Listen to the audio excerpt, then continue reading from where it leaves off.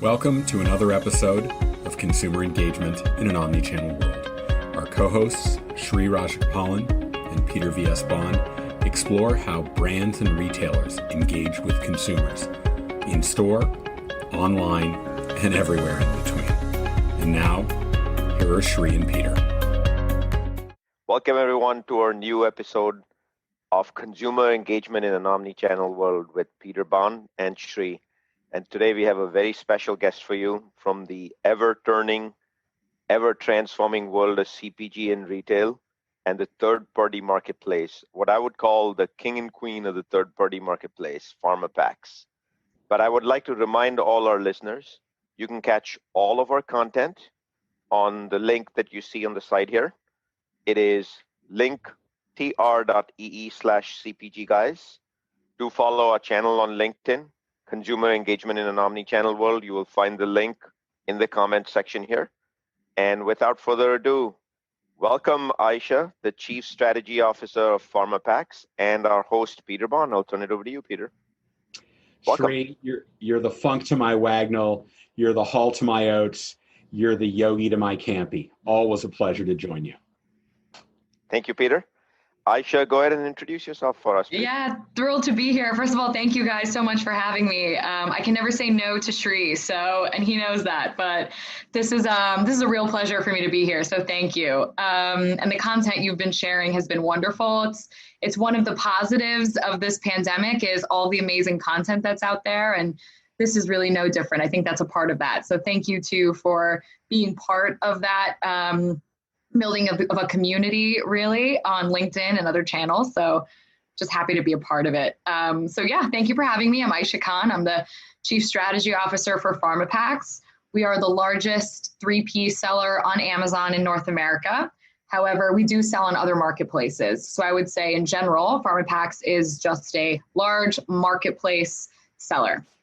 And I joined in January, which means I spent most of my time actually at Pharmapacks during COVID, which is an interesting story. We can get into that whole thing for anyone who started jobs, relatively either before the pandemic or during the pandemic. But it's been a very interesting journey. Very excited to be a part of the team, and yeah, growing. The growth has been tremendous, not just for us, but for e-com in general. And so we'll get into some of the details of that today. So one of the fun things I get to do today is Aisha and I have worked as colleagues at Johnson & Johnson. And you personally have evolved from being a procurement analyst that came through the leadership development program from college into J&J. And, we're lucky we managed to spot you early and bring you on into leadership in e-com. And now you've evolved to actually leading strategy for Amazon's largest third-party marketplace seller in the US. What's the secret sauce of waking up, joining procurement post-MBA, and then I think your journey has also led you through media, retail media, digital media, and somewhere in there also leading strategy and business development for a CBD company, and now actually being here at Pharmapacks. Like, what's the secret sauce of this evolution? Yeah, I appreciate that. I think, the funny story is when I was interviewing at J&J, I was one of the on-the-fence candidates because they weren't sure what to do with me exactly. And because they said her background is so varied, I had worked on Wall Street, I had my own e-commerce company and business, and then had gone to get my MBA. And they were like, she's kind of all over the place. And then eventually someone raised their hand and said, but isn't that, joining a big company like Johnson & Johnson, isn't that a part of what we offer here is the ability to, shape career paths within one company. And so ultimately I took advantage of that. So, and I blame J&J for that as well, is kind of giving me that no fear mentality of really chasing great experiences and great leaders. And that's really my secret sauce. There is no secret sauce.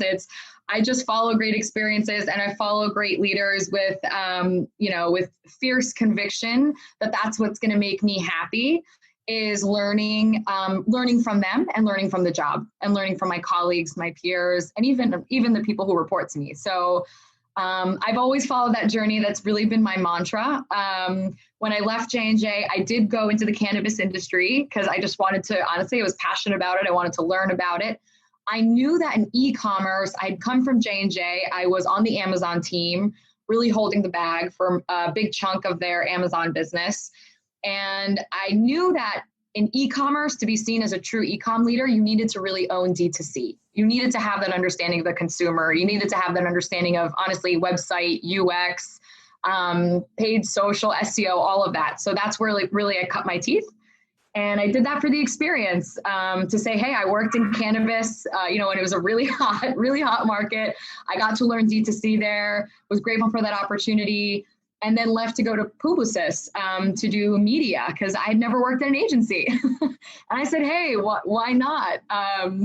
And really wanted to learn digital media, shopper marketing, shopper media, digital shopper marketing. How do you drive foot store traffic?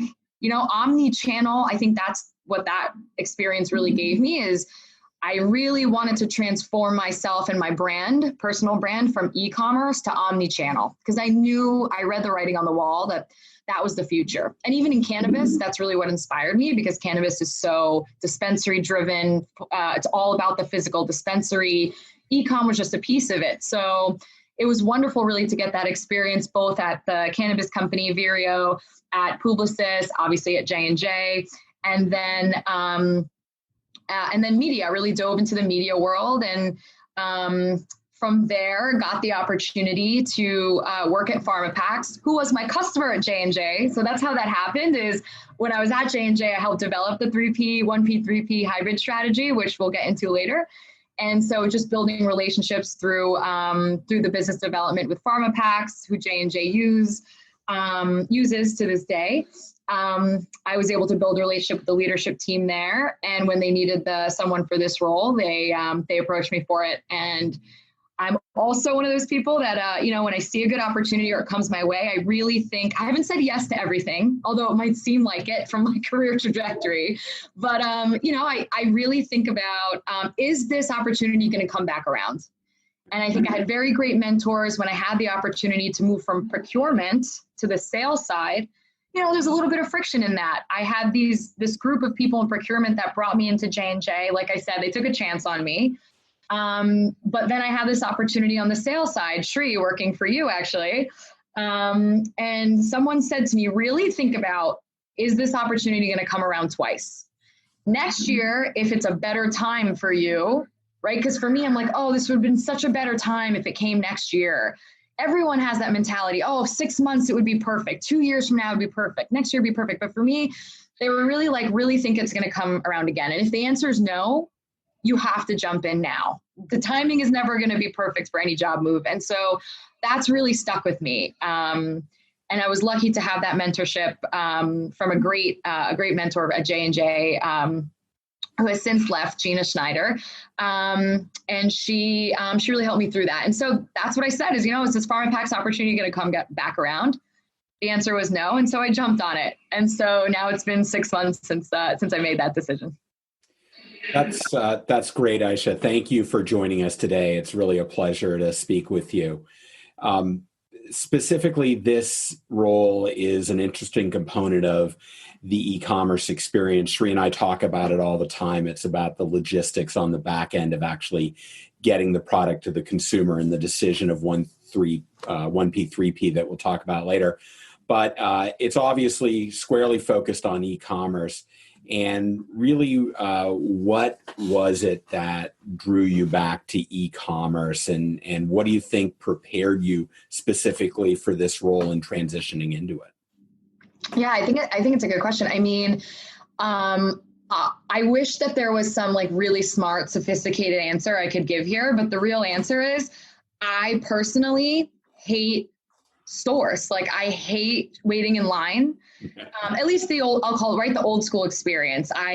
Grocery shopping for me brings a lot of anxiety. I'm like, oh my God, who's touched all this stuff? And I'm like, you got to go through every aisle. You got to wind up and down. And it's like, do I have to go down this aisle? And it looks so long. You're standing on one side of the aisle. It's like, I'm a time, right? I have like a typical, like, I have, multiple things going on. I have multiple projects. Then I got to think about, as a, I got to cook, and then I got to clean. And then I'm like, I really don't have the time to do shopping.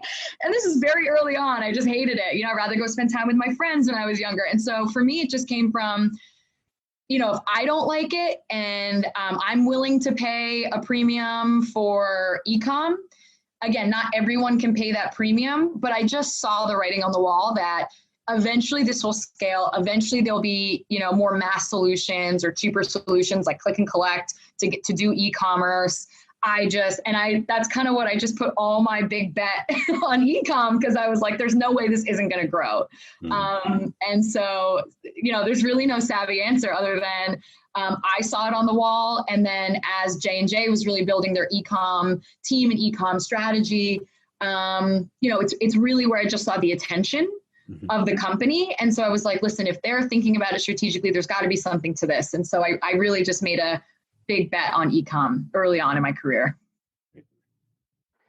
Speaking of e-com, I actually remember us going to Pharmapacks to start that relationship. Perhaps Tony, perhaps Neil brings back memories, and then chatting with Andrew at Pharmapacks and getting that started.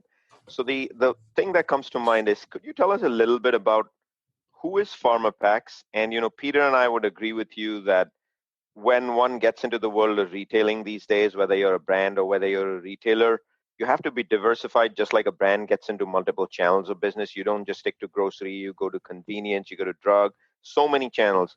Even within the e-commerce world, there's D2C, there's B2B, there's the third-party marketplace. Peter and I, through our own experiences, will tell you it's non-negotiable. You have to be on all channels. You have to learn how to be on a 3P marketplace. So could you help for our audience just understand who is Pharmapacks and why is the third-party marketplace presence a must-have these days? Yeah, sure, absolutely. So Pharmapacks is a marketplace seller. So what that means is we will hold inventory, we'll buy wholesale.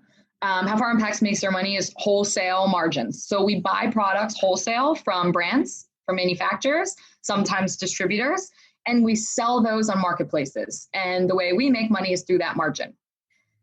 It's really that simple. And then a portion of that margin we'll reinvest back into marketing. We'll partner with brands to get investment from them to drive marketing. So we have obviously a supply chain team who will manage your inventory, manage the fulfillment of the products. We'll do FBA prep for your products. So we'll sell from, a portion of our sales comes from seller fulfilled prime. So it will come from our warehouses in Long Island. We'll ship directly to the consumer. A portion of our business also will do FBA.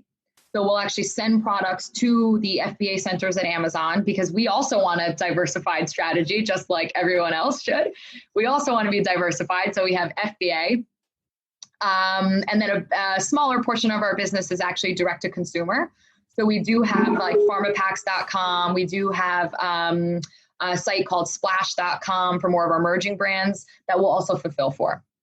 So we'll hold inventory for brands, we'll sell it on margin, and we have a great performance marketing team that will partner with brands, work directly with brands to figure out, okay, what are the search strategies that we want to employ? Are there any, display media strategies using Amazon's display network that we want to employ, their DSP capability to drive the business forward? And we also have a creative and content team to make sure your content is A+, your SEO is there. So really end-to-end solution for any marketplace selling. So from the front end kind of marketing all the way to the back end, really supply chain and fulfillment. Yeah, Aisha, it sounds like your organization has a lot of capabilities that brands need. There are hundreds of 3P marketplace providers. What do you think are kind of the key elements that have made Pharmapacks the leader in North America in particular around Amazon? Yeah, I think it's a great question. And, as I've been here, especially in the strategy role, and coming from the background that I came from, I came in very gung-ho about strategy and all these sophisticated, marketing strategies that we can employ, or inventory, demand planning, forecasting strategies that we could employ to make sure we had the right inventory on hand and distribution and, creative and content. And yes, you need to have all of the above. But what I really learned is what sets Pharmapacks apart and what so much of this business really actually stands on, whether it's Pharmapacks or any other marketplace business, is operations and experience when things go wrong. and they will inevitably go wrong. Your listings will come down. Your categories got switched. There's, it's all over the internet, but like the reporting will go down randomly. Your ASIN will get changed from it's a vitamin and somehow it's a pesticide. Amazon thinks it's a pesticide. And we have, I have a brand that's happened to, and it's crazy. So I think what Pharmapacks brings to this table is this really deep expertise, which even totally honestly, I'm learning myself because I came from more of the, the sexy above ground stuff that you see in marketing, a little bit of supply chain, I'll put in the middle, but really it's like a glacier, right? And it's really underneath. It's that marketplace operations that really drives the business forward and keeps things going. And that expertise, Pharmapacks, bar none, probably is one of the best at in the industry because we've been doing it for 10 years. Pharmapacks been doing this for 10 years, like all the way, one of the very early adopters of marketplace selling. So there's very few things that we deal with that we haven't seen before. We don't know how to solve for. We don't know who to go to at Amazon to fix it. A lot of these large other sellers, they'll have senior connections to, people at Amazon, and that's great. And that is an important part of your 3P relationship you should think about is that strategy. But it's the middle, it's those guys in the middle and even the junior guys at Amazon that really can actually get stuff fixed and really like get stuff done. And you got to know exactly how to submit a case. You got to know exactly kind of how that works. And so, I wish it sounded sexier than it does, but it's really like that marketplace operations. We have a team around it. We have people who've been doing it for 8 to 10 years. And I think that's what really sets Pharmapacks apart is you're never going to be in a situation you're not going to be selling your product for 3 weeks because your ASIN's down. We're pretty good about getting that fixed. I know the platform is kind of notorious for things going down all the time, but I think it's just a function of having millions of SKUs versus tens of thousands of SKUs. So things will go wrong. Speaking of that statement, when things go wrong, one of the things that I really thought about is, you're the chief strategy officer, and then things go wrong all the time. So what does a day in the life of a chief strategy officer at Amazon's largest third-party marketplace seller in North America look like? Like, what happens when you get in, and how does the day end? When you look back on it, what makes you feel like you deserve a pat on the back and the company and the brand deserves a pat on the back? Yeah, I think it's constantly evolving. And I think when I got the role and I took the role, there was like a 4 to 5 week period between accepting the role and starting the job, giving notice to my employer, taking some time off in between. And me being me, what did I do? I was reading, what does a chief strategy officer do? What are the key tenets? What are the key job responsibilities? And I came in and I sat with Andrew the first week and I had all these printouts, Harvard Business Review articles and one pagers and all this stuff. Here you go. And it was like, we looked at it and he was like, well, I think we're just going to have to, not play this by ear, but start in one place and then see how it evolves. And I think the chief strategy officer roles is one of those roles that at every single company, it's different. It's defined differently. And it's the best role. And it could also be the most challenging role. You get a lot of that high level of visibility to a lot of stuff going on, but trying to figure out where I think the strategy actually comes from. Where do you dive deep into projects? Where do you dive deep into work streams? Where do you help the teams? And actually where you don't. And that art and that balance of how much you dive deep to help. A lot of what I did early on at Pharmapacks was just establish some basic process. So it was very process oriented. It was adding a little more documentation to some of our processes and fixing some things that may have just through communication weren't working. So that was really fun. And then with coronavirus hitting, that was challenging. It's hard to build new processes and things when you really can't sit in a room and workshop things as easy as you could in the prior world. But now it's really evolved into, really strategic portfolio management for Pharmapacks. So, it's no secret we're trying to raise dollars. And so it's what's going to really drive shareholder value. Where are the areas of focus? Where do we need to bring in more people or upskill our people? What are the processes we need to improve? And what are the technologies that we really need to employ? So a lot of also what I did was try to bring in external tools and technology that we could leverage to scale. And I think that's essentially what it is. I mean, some companies call it chief growth officer, some call it chief strategy officer, some have two separate roles, but I think the role is really just focused on growth. So sometimes my day in the life is I'm in an investor meeting. Sometimes it's a tactical call just to see how the D2C area of the business is doing.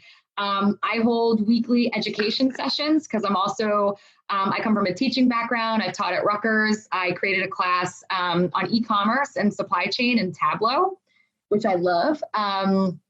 And sometimes it's just teaching the team like latest strategies, what's going on with Walmart media and marketplace, why we should be focusing there. So it changes all the time, and I really wouldn't have it any other way. If it's any comfort, Aisha, before we started this venture, Shri and I read Podcasts for Dummies, and it proved to be immeasurably effective in helping us get prepared. And I actually wear a coat as a result. In any event, the lifeblood of growth, and you've talked a lot about growth, is more often than not innovation. So I'd love to get a feeling for you as how you approach that, particularly with the brands you're carrying, whether it should be 1P or 3P. What are some of the policies and processes you put in place to make that successful?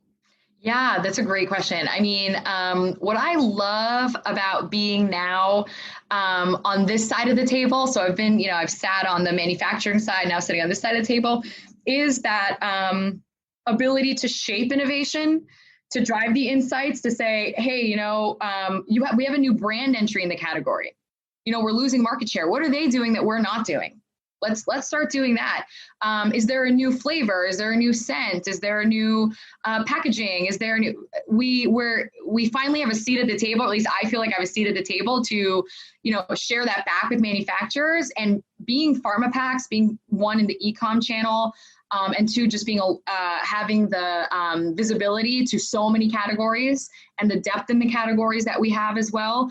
I think we have a lot of credibility in kind of the insights that we bring.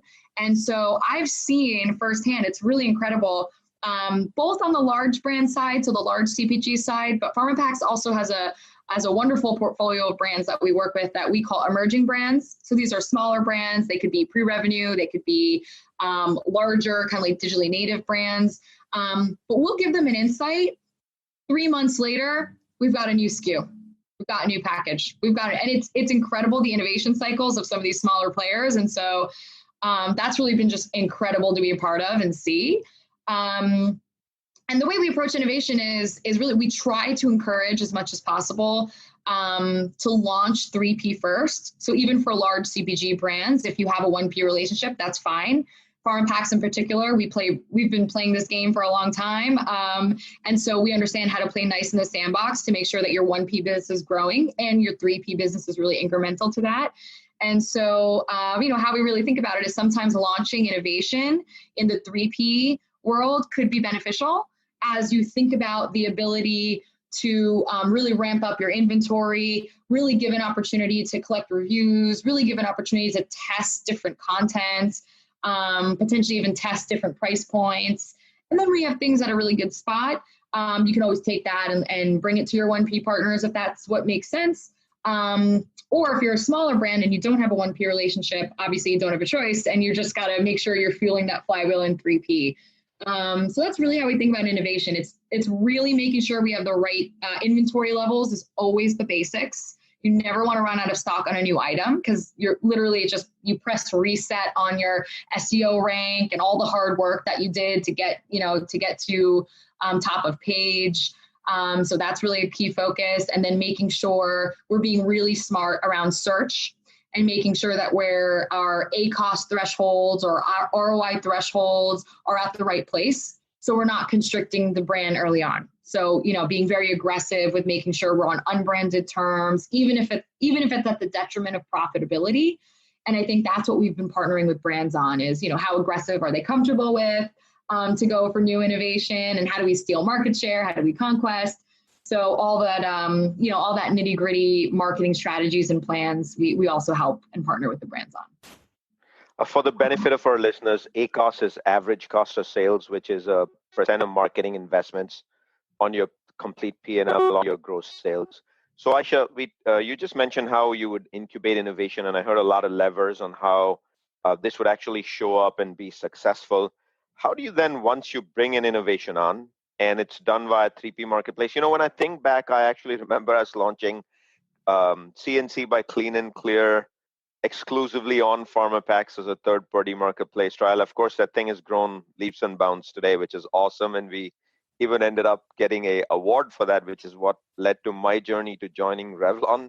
So as I think back on that, you bring an innovation on, it's now starts selling on as a Pharmapacks third-party marketplace seller.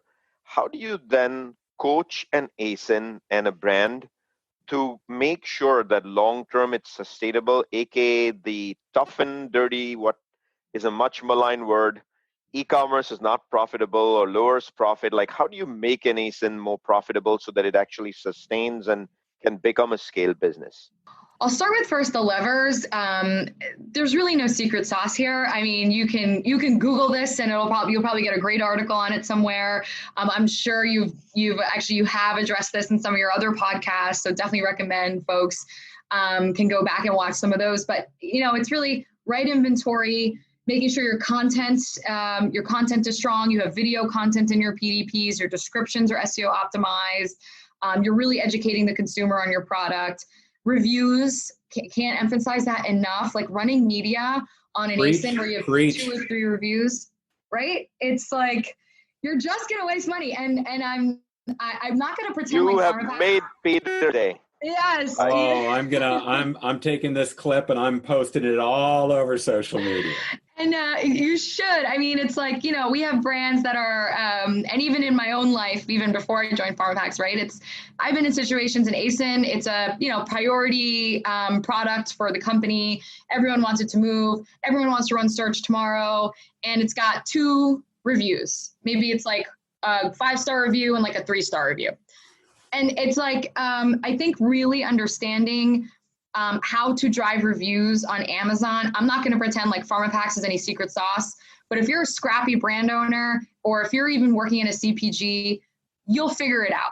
I'll leave it at that. You'll figure out how to find some reviews, at least in the Amazon world. I think there are ways outside of Amazon with like Walmart, your D2C sites, Target, and other channels where a vendor like Power Reviews can help you generate reviews, because you really need reviews. I mean, reviews is like the liquid gold of e-commerce. I've heard of the company before. Yeah, I've heard of that, for sure. Small company. So you got to have that before you start running search. So it's almost like a building block. You have your inventory, great content, reviews, then you can start running your search, then you can start playing around with other tactics like DSP, display media, programmatic media, and then it's really the external traffic drivers you want to make sure you have on too. So I think this is where brands really get lost, and what I mean by that is, are you using your paid social to drive traffic to Amazon, or at least awareness that your product can be bought on Amazon? Are you running PR that calls out the product and then, where to buy? Yeah, you can buy it on the website. You can also buy it on Amazon. You can also buy it at Target. So making sure Amazon has its rightful place in your marketing strategies off Amazon or off marketplace in general, I think is really important. Building brands has not gone away. Maybe 5 years ago, you could launch a brand on Amazon, just run some search and you're good. Have some reviews and you're good. I think those days are gone, very much dwindling. You really need to have a 360 approach to e-commerce. So even if you're an Amazon only brand, which we have some brands in our portfolio on the emerging side that are like that, we encourage them to, what's your D2C strategy? What's your awareness strategy? Who's your PR agency? So we help even make connections there. So even if we don't have those capabilities in-house, we definitely encourage brands to do that, because that's just what it takes to win on Amazon. Folks need to see you as legit. So you need to have a social account, right? You need to have all these things. And you need to foster those community relationships with your customers, even off Amazon. You touched around profitability, which I think is a good one. And it's really a really tough conversation on channel strategy. For emerging brands, it's much easier. It may be your only channel, or you may have a a conversation you and I have had many times. Oh, hundreds of times, because where this gets tough is when you have omni-channel distribution. If you're an e-com brand, usually this is not that challenging. You know what you're getting into early, and that usually doesn't change. But once you have the price matching, and what Amazon, since I've been on the business, what Amazon has evolved into is, even if it used to be like this. It used to be if you're selling 1P and Walmart has a lower price, you would lose the buy box and you would lose the ability to run search, which obviously is detrimental for your brand. It has also gotten to the point of, even if you're not 1P and you're only 3P, if there's another price in the buy box, even if you're the only seller, you can still sell the product, but you will still lose the buy box. So it's very interesting. You can lose the buy box, but still sell the product. It's just the consumer has to take an extra click to click on, oh, this is available by other sellers. You have to click here. And it removes the add to cart button essentially from your PDP. That's what losing the buy box means. It's a fancy way to say the ease of coming to your product page and clicking add to cart goes away. The consumer has to click extra clicks to buy the product, and that reduces your conversion enormously. That has to have an incredible friction effect on conversion. Yeah, it's terrible. So really making sure your channel strategy is tight. And what that means is, listen, if you want to sell on Target at a certain price, or you want to run a BOGO at CVS, great.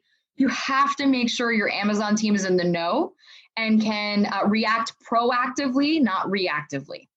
And can proactively, adjust price, put on the coupon, run a deal, whatever it takes to make sure you're at parity. Amazon is nothing but an aggregator of all your trade and all your promo plans across every single customer. Amazon algorithmically, will scrape all of it and put it on their site. So you just have to give your Amazon teams visibility to those promo plans so that they can really proactively, plan their trade budgets accordingly. And which is tough. It really hurts your profitability. But I think the best way to go about that is just making sure you have that understanding going into Amazon of what it takes. Tight distributor management, which I think it's been amazing to see the journey of this. It's been very slow. And what I mean by that is there are companies out there that can help you with your marketplace, unauthorized sellers, distributors are selling to unauthorized, customers who then put product on Amazon. I think now it's more companies are stomaching the legal aspect of Amazon and doing the hard work around putting contracts together, authorized seller lists, having those face-to-face, virtual face-to-face conversations with distributors of who they can sell to, what is the right pricing. And it's tough. It's not easy, especially if you're a big CPG and you have so many, places of potential leaky distribution. It's very hard to plug those gaps. So I do not envy the marketplace, management teams, but it's hard work that will reap many, many long-term rewards for brands in the long term. If you really want to win on Amazon long-term, you need to do that work now. The longer you wait, you're just pushing off the inevitable and you're making it more expensive for yourself. One of the things Aisha didn't mention, because she's humble today, is Aisha actually led the beauty business for Johnson & Johnson on 1P Amazon. So you've got this unique qualification coming into 3P of knowing how that world works inside out. But that also reminds me, number one, that, Amazon really at the end of the day, as you mentioned, but all these different trade funds and all the formulas, the large brands, and Amazon really figured out that the strength of the large brands is really the weakness of the large brands. And that's where Amazon wins big time. And you made another statement, reviews is liquid gold. And I want to kind of go back to that for a second. I think of today's review, when you land on a product page, we call it an ASIN on Amazon, but it's a product display page. At the end of the day, on any platform you go to, the first thing a consumer notices is the number of ratings, as well as the quality, which is the number like 3.7 or 4.9 or a 5, right? And Power Reviews is a big way you can get to that and land on it at the end of the day and improve it as well.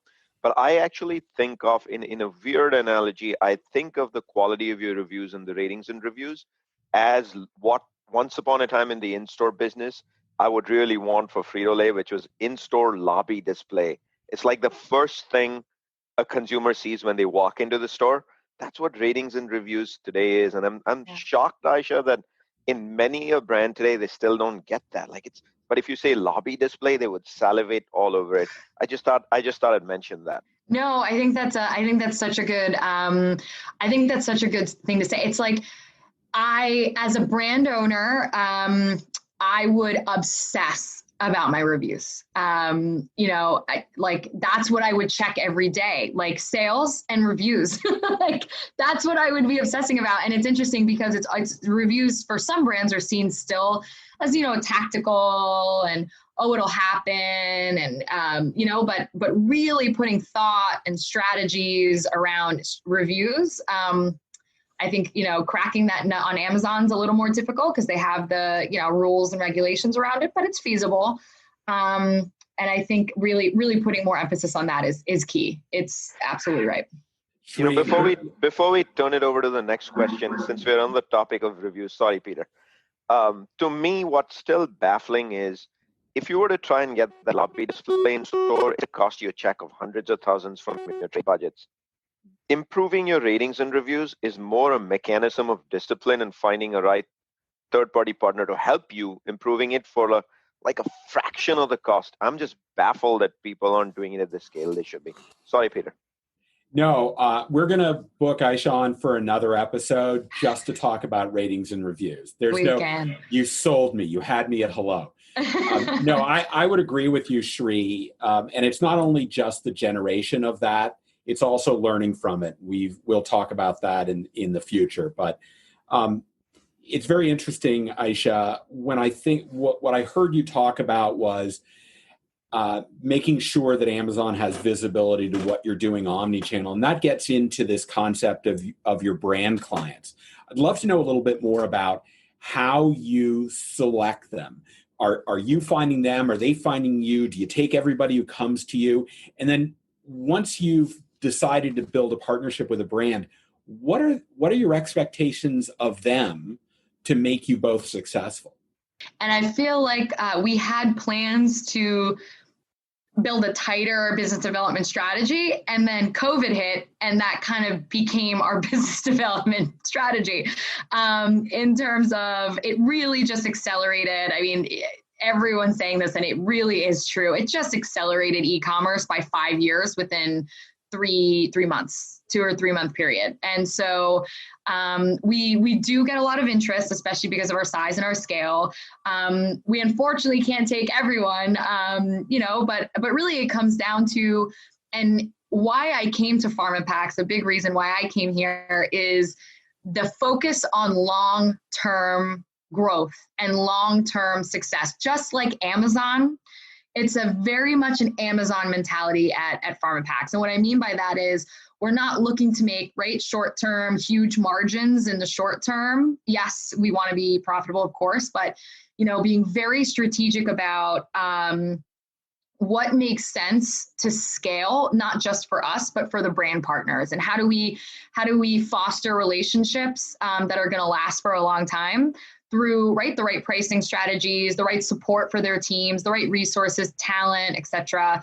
And so really there's really two, I'll call it funnels of business, I'll say. There's probably more than that, but I'll simplify it into 2 buckets. And one is really the large CPG partners. And then the other funnel is really emerging brands. So these are digitally native brands. And so on the large CPG side, yes, we have relationships with many of them. We try to understand, who's really ready to really dive into this world of hybrid strategy. And we try to partner with who we can, as long as we can make the margins work. We can usually take on an assortment. And I think that's the beauty of it is Amazon sees everything at a ASIN level, right? To them, it's an ASIN by ASIN business. If something isn't working at the ASIN level, they'll cut it off, right? And they'll crap it out on the 1P side. Pharmapacks and why so many CPGs like to work with Pharmapacks is we look at things at the portfolio level. So as long as we're making some margin at the portfolio level, we'll make it work for our CPGs. We want to be good partners. We want to help them get distribution on Amazon. And like I said, that's part of our long-term capabilities and a competitive advantage of why you'd want to work with a Pharmapack. So there's the CPG side in which we have many relationships, continuing to foster more as we really have to grow warehouse space. So we're building a third warehouse in Long Island that will help us to take on more large partners as well as small partners. So we have an emerging brand division led by our Chief Investment Officer, Stephanie Lee, who's incredible. And she does the hard work of, really vetting and doing due diligence around the emerging brands, understanding where strategically in our portfolio we may have category gaps. So going after key categories where we're seeing a lot of growth. We'll try to look for the brands that are popping in that space. We'll check to see if they're doing 3P on their own, or if there's any brands, like literally I'll screenshot brands that I'm getting on my Instagram. And I'm like, are these guys on Amazon? If not, let's try to get them. Let's try to get them on Amazon and have them be one of our customers. It's literally that scrappy sometimes. Like if we see a brand popping off Amazon, we'll try to bring them on. If we see a brand popping on Amazon, we'll try to bring them on. If they're doing FBA themselves, we could be a partner for them. So that's really how we look at it. So we have around, I'll call it 50 brands or so on the emerging brand side, and around 8 to 10 large strategic, more of the large strategic partners. So before Shri jumps in, I'll ask you, has your immersion in Amazon been so complete that you've abandoned PowerPoint in favor of the classic Amazon 5-pagers for building out all your strategy? You know what's really funny about that? The short answer is yes. Ah! I have made 0 slides since I've been here at Pharmapacks. Maybe I made one or two. I might have made 1 or 2 earlier on.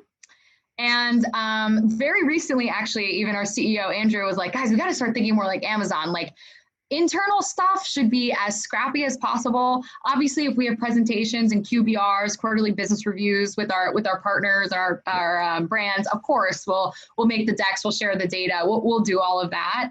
But when it comes to internal decision making, I mean, that's another reason why I came to Pharmapacks is, J&J really gave me that polish, which is awesome. That polish, that influencing, the ability to communicate, the ability to really think about things, right? The financial diligence at J&J. I mean, it's really run like a bank. It's incredible what I've learned there. And then really leaving to go into the startup world, agency world. I really have this hybrid thinking approach, but here at Pharmapacks, it's sometimes hybrid, but actually leans, I think, much more on the startup side. So that thinking, I actually very much appreciate. Going back to big CPG for me would be very hard. I think feasible, but hard because, just the ability to get in a room and 10-minute call and make a decision is incredible. Life is a lot also about how you innovate yourself and what you continue to learn, right? The question I do ask myself is, in a large CPG, do I now just become an operator, or am I really learning anything? And I believe the day you stop learning is the day you die. But Peter's question reminded me of, I think once upon a time, you and I might have even attempted to write a PR FAQ, copying the Amazon way. And I'll leave it to the curiosity of our listeners to Google and find out what a PR FAQ is and how the dreaded PowerPoint stories of actually incubating an innovation can be found. But I wanted to come back to one of the awesome things about working with Pharmapacks is this notion of, from day one, you can see delivery that's as reliable as partnering directly on a 1P relationship with Amazon, and that is having a Prime badge. So how does one go about, or Pharmapacks go about earning that Prime badge?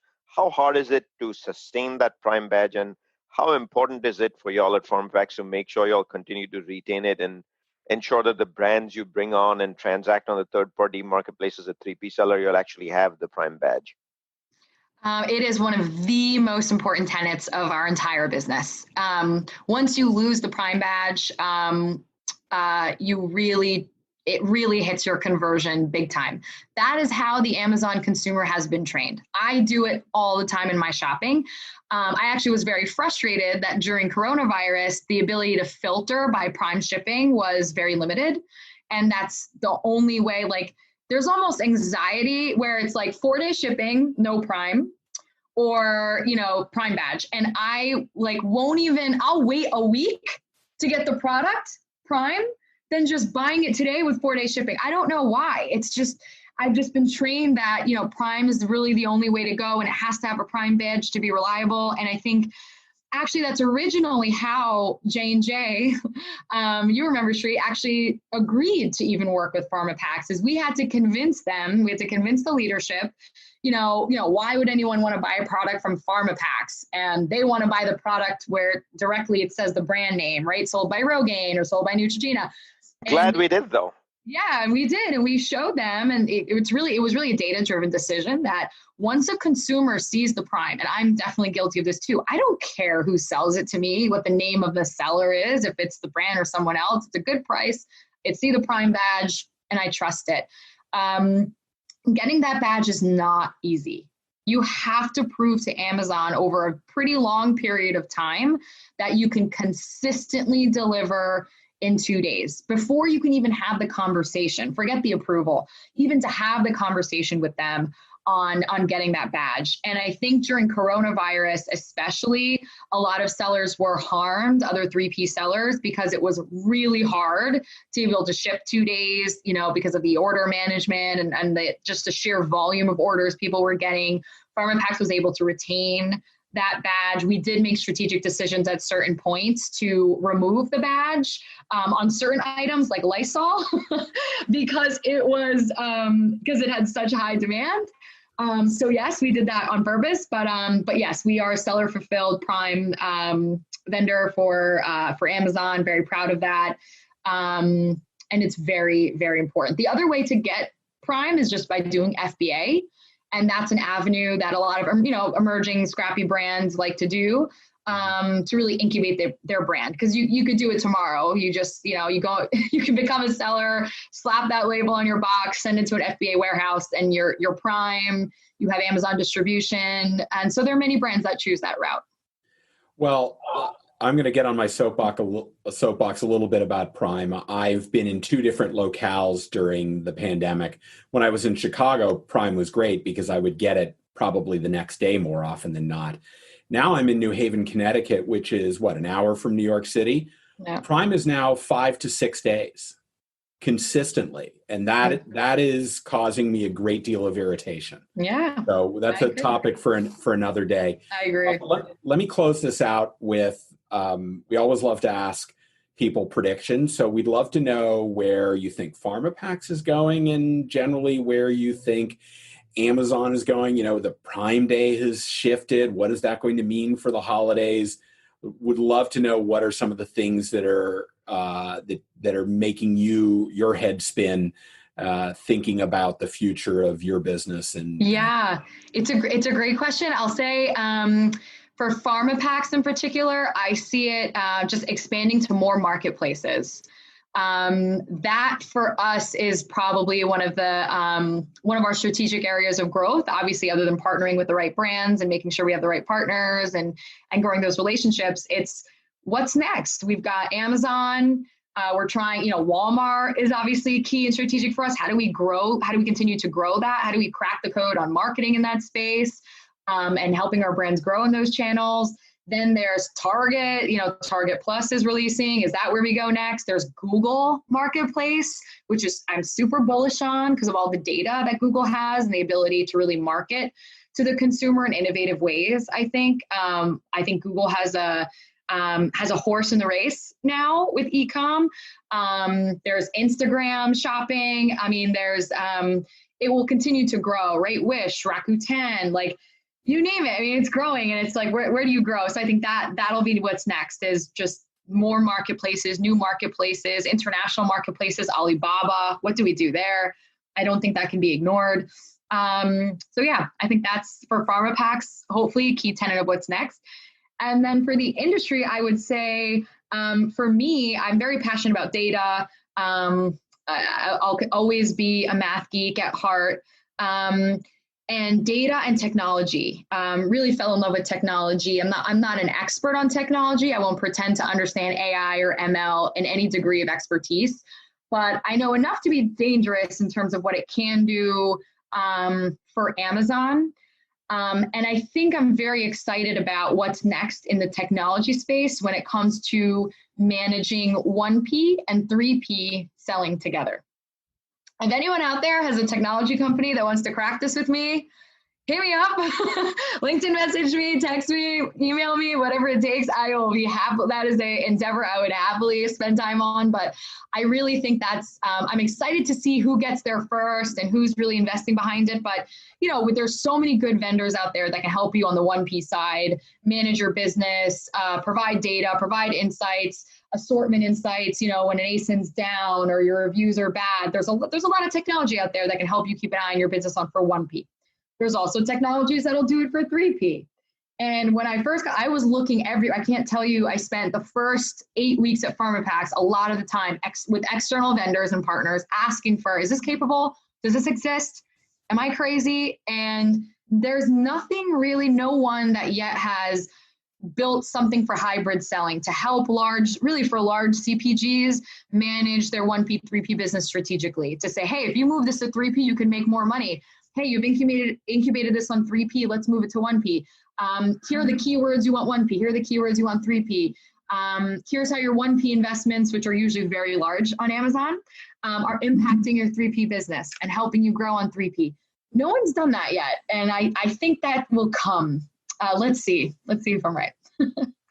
So as we close this out today, I'm reminded of our guest from 2 weeks ago who kind of alluded to the same thing as his passion, which was Anil Agarwal, the founder of ShopTalk and Grocery Shop. He referred to math and cognitive ability as the next frontier he's personally interested in. Maybe we'll try to get you both back together on the same episode so we can all talk math together. I know that's one of Peter's favorite topics. I smell a rank punditry episode coming. There we go. This is great. And you combine that all of a sudden with the secret sauce on ratings and reviews. Maybe we'll toss Power Reviews a new magic wand. So for all our listeners, on behalf of all our listeners, Peter and myself, this is the first time we've really got into the third-party marketplace, and we're grateful you chose to come on our podcast, Consumer Engagement on an Omni-Channel World, and truly got into the nitty-gritty and in the weeds here of how business is done on a third-party marketplace and how to be successful. So thank you, Aisha, the Chief Strategy Officer for Pharmapacks, for doing that. And to all our listeners, you can catch us on this whole episode can be heard on the Apple Podcast, where we would love for you to listen to and rate us and like us. It's tinyurl.com/Apple CPG podcast. You can also find all our content on the link right here on the video, which is linktr.ee/CPG guys. And in closing, thank you so much, Aisha, for giving us time today. Thank you. Thank you so much for having me. This was a blast. Would love to come back again. Thank you. And we look forward to seeing all our listeners and chatting with y'all and on the next episode of Consumer Engagement in an Omni-Channel World. Until then, see you soon. Bye, everyone. Bye.